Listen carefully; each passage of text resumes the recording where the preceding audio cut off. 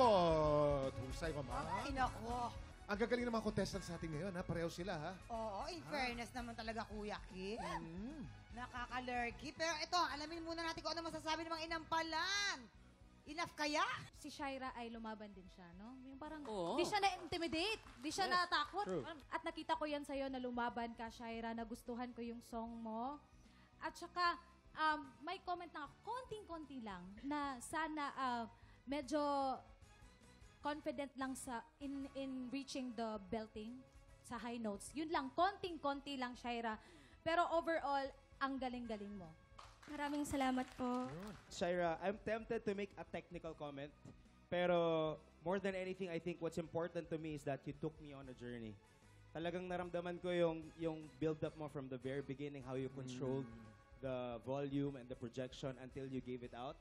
And it may not be a perfect performance, but for me, what matters is that you delivered the story and you touched my heart. Maraming salamat po.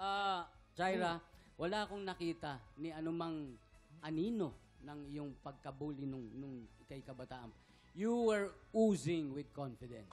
Yung iyong enunciation, yung pagbigkas mo nung words, nung English, nung lyrics, malinaw na malinaw. Napakalinaw. Maraming salamat po.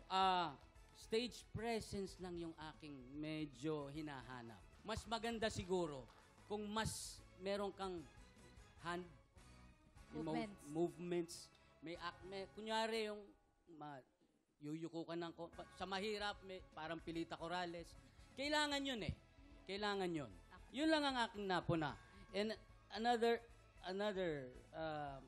magandang na notice ko is your song choice. Maganda.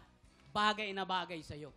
Okay, maraming salamat sa ating mga inampalan. Alam mo, napakahirap ma-please talaga ni Ren sa lahat, no? Perfectionist, eh, no? Anong score kaya ang ibibigay ng ating inampalan? Shaira, para sa performance mo ngayong araw, bibigyan kita ng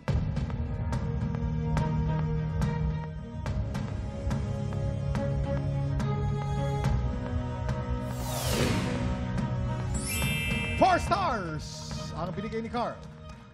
Shaira, sa pinakita mong performance today, ito ang ibibigay ko sa'yo!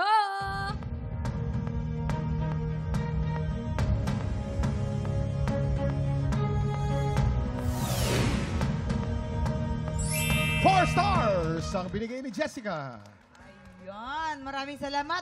Siyempre, bibitiin muna natin ulit kung anong score ni Renz. Sino kaya sa kanila ang hahamon sa kampiyon? Samantala mga tiktropa, kung sa palagay mo, kaya mo rin makapagsabayan sa mga kampiyon. Ako, please watch this. Tinatawagan ng mga Pilipinong may tabang ng kampiyon at boses ng kampiyon.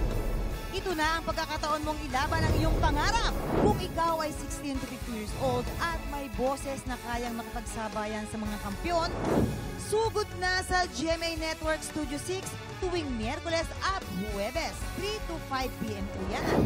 Hanapin lang si Romel Bago, ilabas ang iyong pusong kampiyon dito sa Tanghalan ng Kampiyon!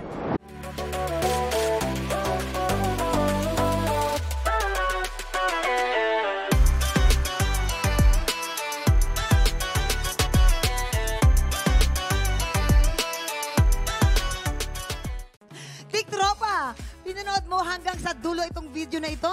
Abay, very good ka! For more happy time, watch more TikTok Lock videos on our official social media pages and subscribe to GMA Network official YouTube channel.